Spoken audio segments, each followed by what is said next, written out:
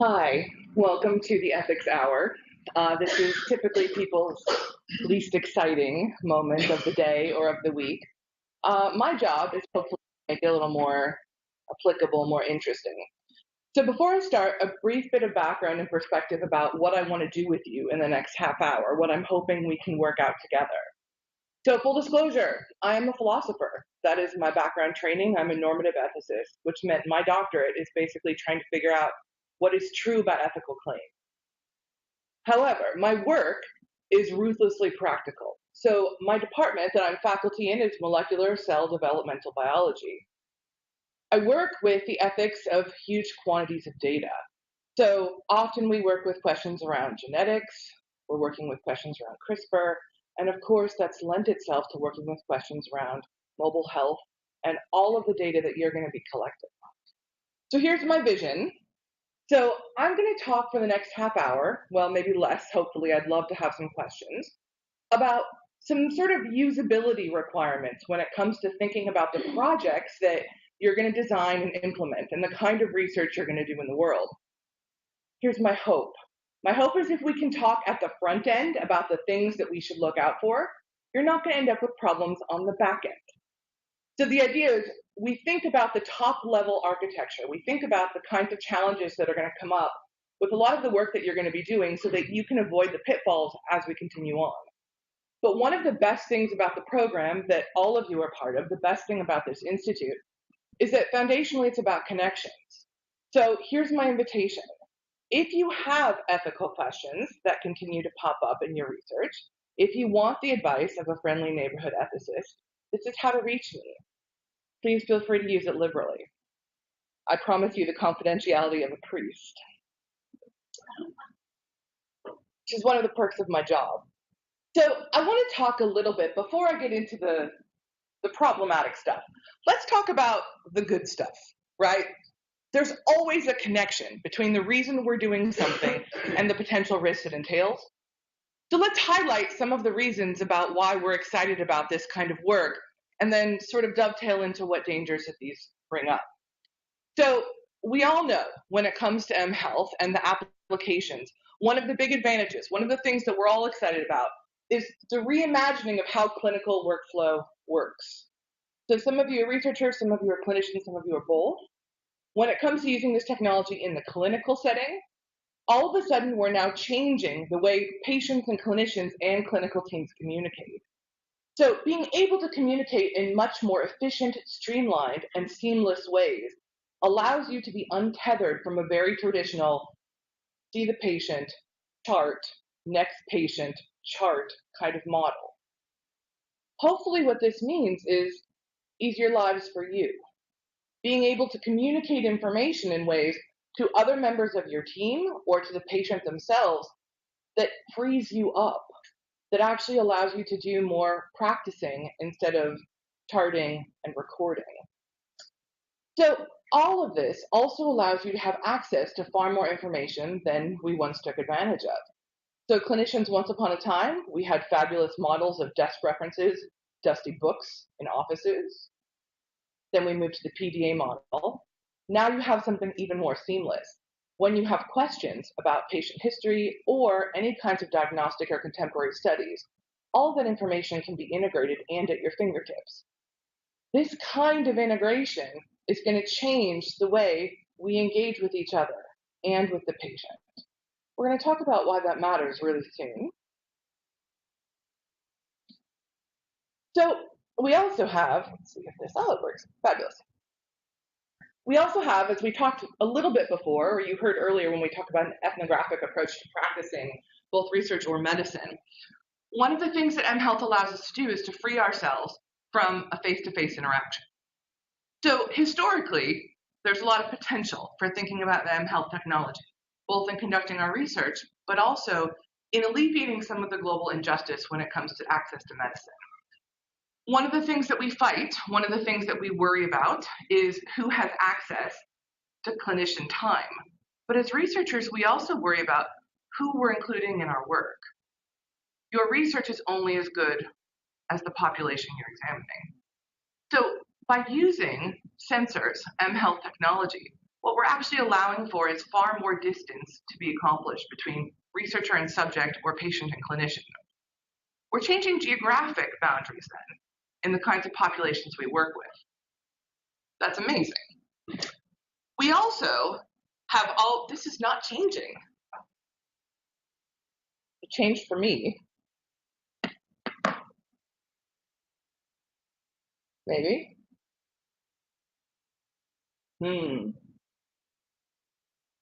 it did. Did it? No, it's not. It did not. You're gonna have to take my word for it. There's more slides. You can see them later. In the meantime, use your imagination. So the other part, the other piece of mHealth and of sensor data is that we're also going to allow for enormous increases in patient self-tracking.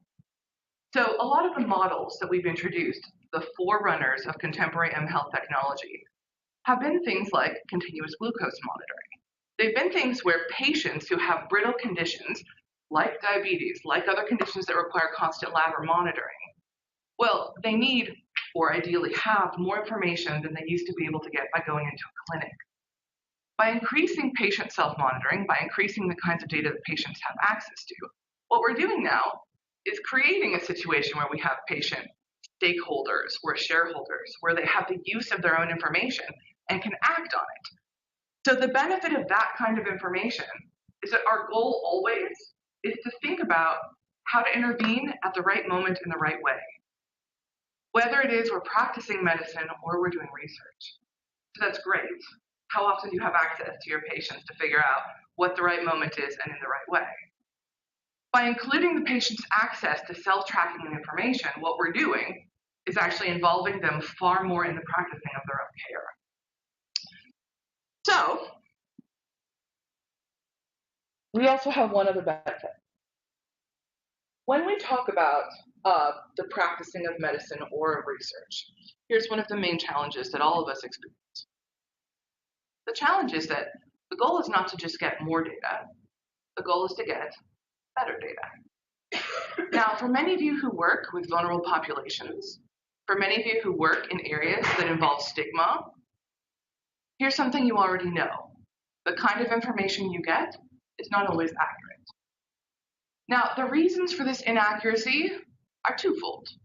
First, when we talk about inaccuracy, we have patients who simply don't remember whatever it is that's relevant to what kinds of information you're trying to collect. It's 8:30 in the morning, you probably remember what you had for breakfast today.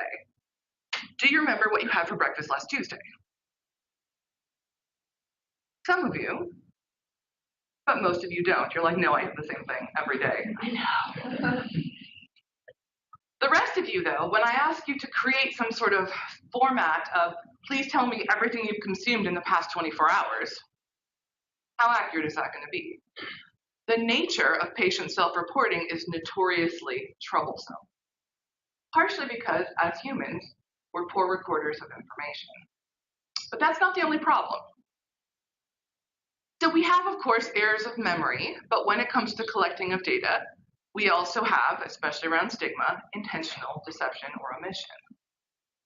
One of the challenges of working with particular areas of research or medicine is that there are some areas that people are, shall we say, not excited to talk about. Some of you I know work with addiction. Some of you work with behavior modification. Some of you work with things that people have incentive not to disclose. And as open and honest and accepting as your practicing to be, and as awesome as it is to have the perspective of an anthropologist, that doesn't always change the dynamic between you and the person you're working with. So how do we collect that information? How do we collect information in a way that doesn't depend on the patient being decidedly open and honest and vulnerable with us, but also not asking them necessarily to have that explicit conversation? So tell me about the last time you showed up. How'd that go for you? Would you describe the conditions as squalid, moderately filthy, deeply filthy? Having that discussion brings an additional burden on your exchange with your subjects or with your patients. The additional kind of discussion is its own kind of trauma. One of the benefits of mHealth, one of the benefits of using the kinds of sensor technology that hopefully all of you are going to do amazing things with is that we avoid that discussion.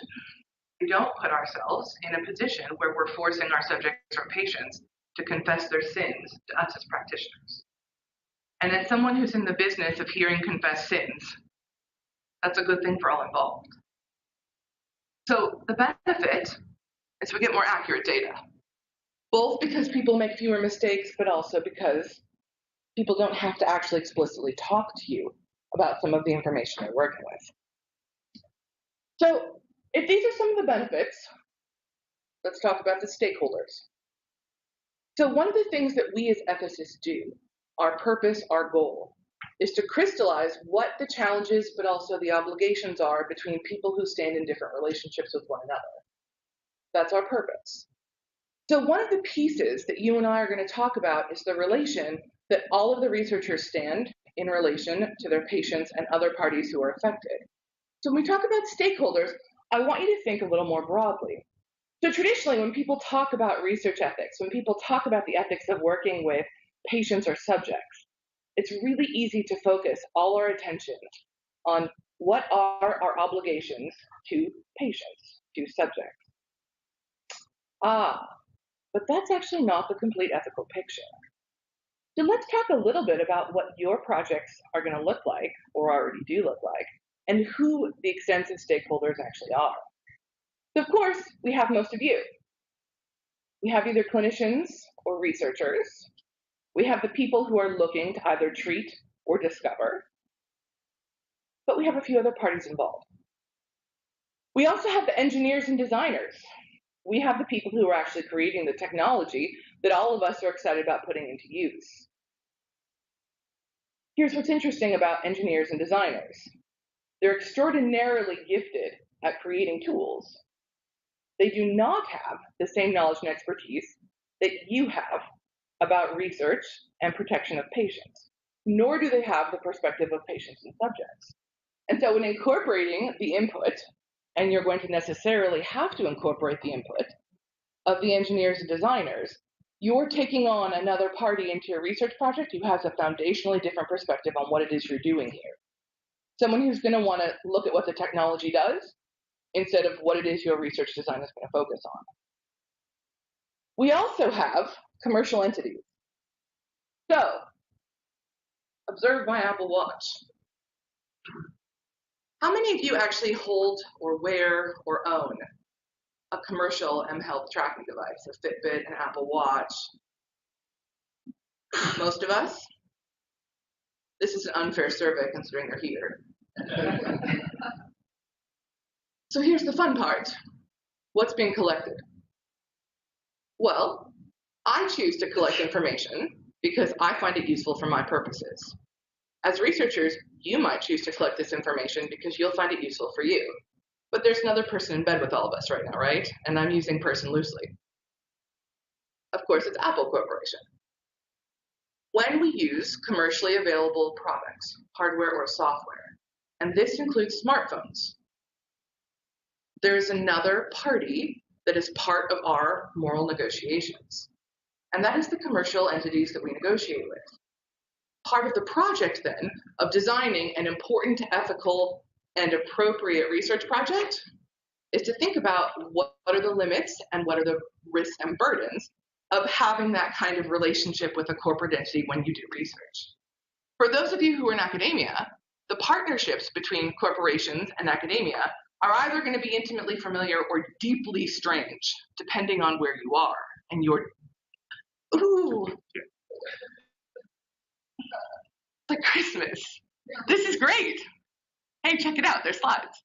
But this is the stream of consciousness that you're Right, this is my day job, folks. You guys are easy. Welcome to 400 undergrads. So, when we talk about what it looks like to have corporations involved, this actually gives us something that we need to worry about with a group of people who have perhaps a different objective than you have. So for-profit corporations have their own interests, not to say they're good, bad, or indifferent, but there's something that we need to think about. There are also questions about public interest. So One of my favorite examples, many of you will remember the recent Ashley Madison hacks. Ashley Madison, for those of you who have been living under a rock or finishing a dissertation, which is totally the same thing, what these look like is a website that's devoted to extramarital affairs, people looking for something on the side.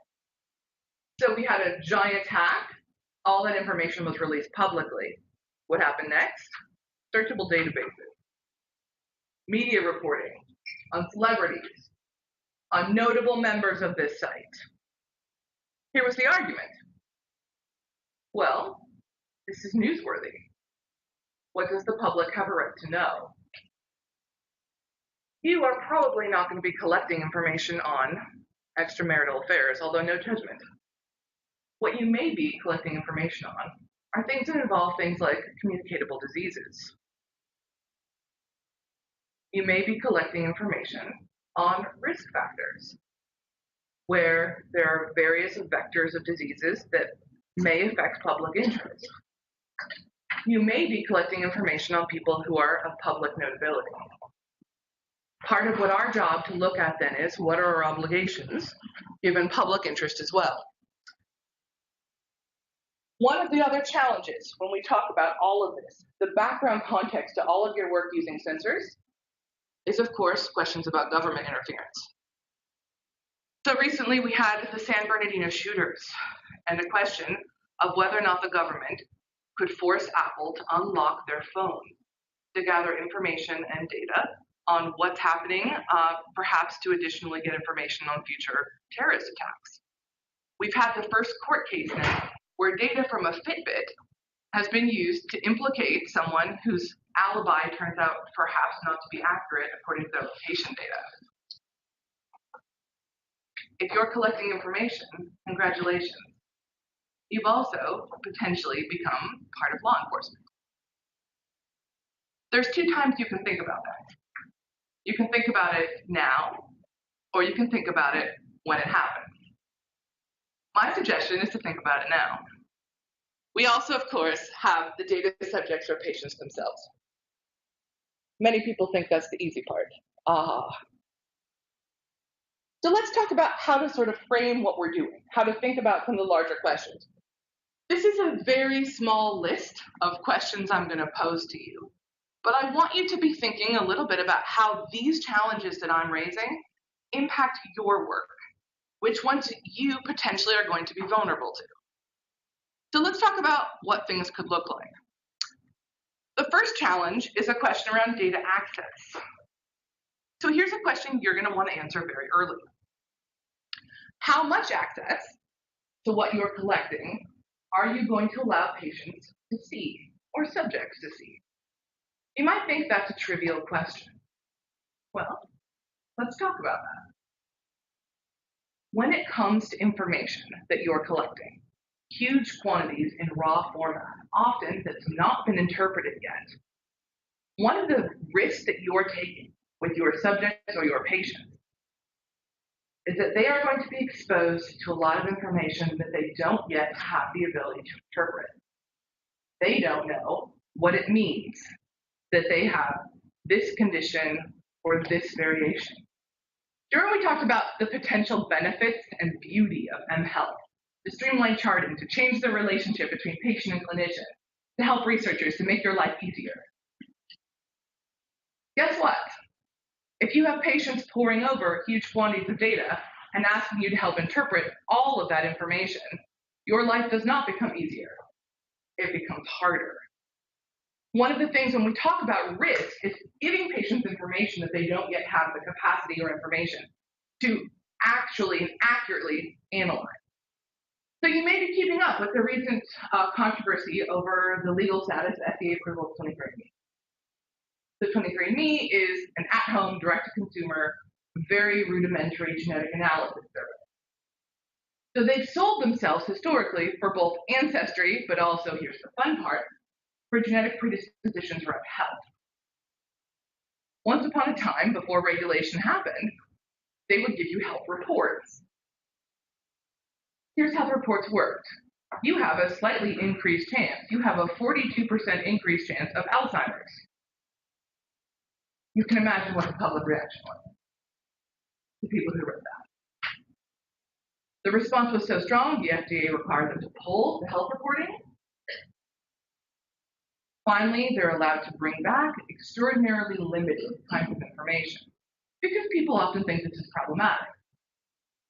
Here's the other side. Who does the data belong to? The patient, of course. Do you have a right to withhold that information from the patient themselves? If you want to see what this looks like in the real world, let's talk about another example of mHealth and sensors that has been on the market longer than most others. So many of you might be familiar with sleep apnea and the monitoring of how continuous pressure machines help prevent sleep apnea. This has been controversial in recent news because one of the things that we require are people who are pilots or truck drivers historically to use these devices that monitor their compliance that they're using and sleeping with in order to perform their job. Well, here's traditionally how this has worked. Sensors in machines collect information on the sleep quality and quantity of the patients. That data is stored on an SD card or wirelessly transmitted via modem to the practitioners for analysis. And then patients get access to that when they make appointments with their doctors. Great, right? Not so fast. Patients have responded to this historically by doing the following. Collective outrage. They argue that this data belongs to them and that they have the moral right to adjust or monitor their own sleep. So even though people have attempted to make this information clinician only, the software is only available to clinicians, the information is deeply protected, you know what's happened, right? I'll tell you. Patients have hacked it. So all over, there's open source free software that patients can download to open up the information on their own machine so that they're not reliant on clinicians. You should probably think about that early. We also have questions around data ownership.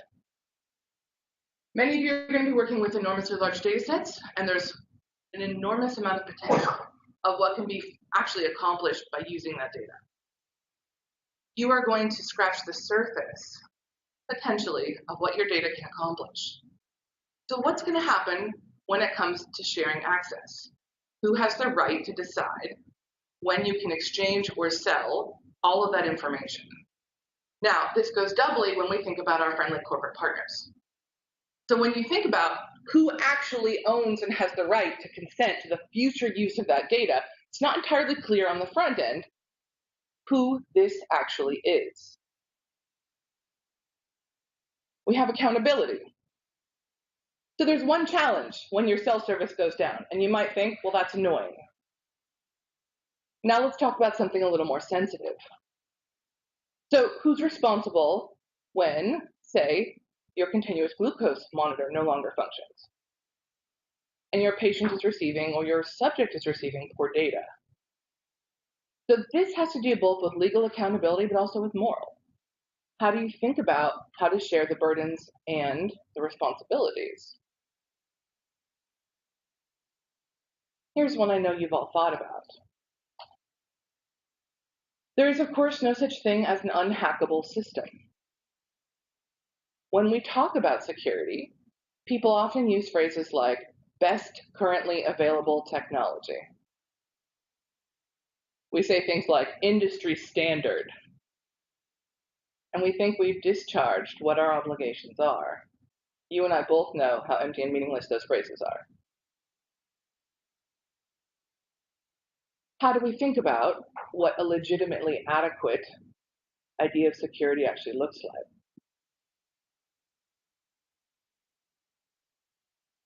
Here's another piece worth thinking about now. Let's talk about how to use mHealth technology and sensors when it comes to patient or subject compliance. So I was part of a case recently where there was a dispute between a patient and her clinician. It's hard to say exactly what happens when two people are in a room having a conversation, and we are here only as third parties. But I'll tell you what the patient's report was. Patient was an unstable type 2 diabetic who had a very difficult time maintaining glucose control. The clinician, depends who you ask, either requested or demanded that the patient use a continuous glucose monitor for 72 hours to try to get a hold on what is actually happening with the patient. The patient responded, "You're doing this because you do not trust that I'm telling you the truth." Now, that was actually partially accurate. From there, things escalated. Never good when an ethicist gets involved. This got compounded because the patient was Black, accused the doctor of having racial motivations for forcing her to wear a glucose monitor. Things did not get better. When we ask people to monitor their data, or we monitor on their behalf, remember the benefit of this, more accurate data, because people's memories and disclosure concerns are alleviated. But remember what the cost of that is. We're now asking people to disclose things they otherwise perhaps wouldn't always explicitly be comfortable with. It's worth thinking about the kinds of conditions that should be used and should not. But here's a big one, maybe the biggest for many of you. Questions about privacy. So when we talk about how privacy works, when we talk about what the concerns are, it's not new to you that this is a risk. It's not new to you that when we collect enormous amount of data, that could have consequences for people's privacy. And you might think, what to do about that? Shrug. How do I collect enormous amounts of useful, important, meaningful data without violating privacy? So traditionally, here's how this problem has been solved. It hasn't. Traditionally, what people do is they say, yes, look at all of those circles. I'm going to think about that. I've thought about it. Back to work. I want to give you a suggestion on how to go past that. How to get past that. I'm glad we had a good chat. I'm going to do that by giving you a suggestion on how to move forward on just one problem. But let me promise you, there's these for every problem you could encounter. Here's one way to think about privacy. So when we talk about privacy, it turns out privacy is not an unlimited good. It's not the kind of thing that we think the more you have of it, the better. In fact, if you had maximum privacy, here's what your life would look like. You would be completely invisible. No one would be able to acknowledge you. You would be banished from society. For most of us, that's hell, not the goal. So what is the point of privacy? Why is privacy a moral good? Privacy is not desirable because it in itself is desirable. It's desirable because privacy represents something else. It represents our ability to decide how intimate we choose to be with people. Violations of privacy voluntarily is actually how we bond with people, how we share parts of ourselves.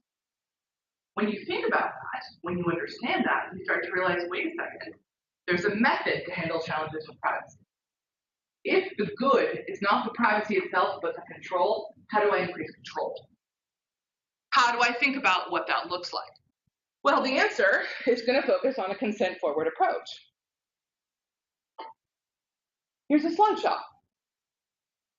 Simple list of how to think about what a high-quality consent process looks like. Camille is going to talk more about this. What do I have? I have a method now, a practical method to move past talk and into functional action.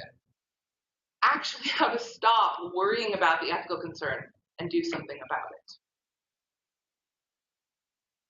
I'm going to skip problems of bystanders because of time, although let me tell you, there are answers, and instead say this.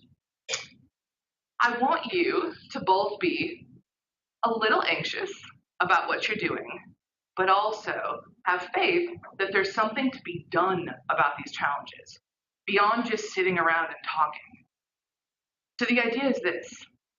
When you start, think in advance about what the challenges are, and then move past the just noting of them. And, you've got some ethicists to talk to if you need it. Thank you very much.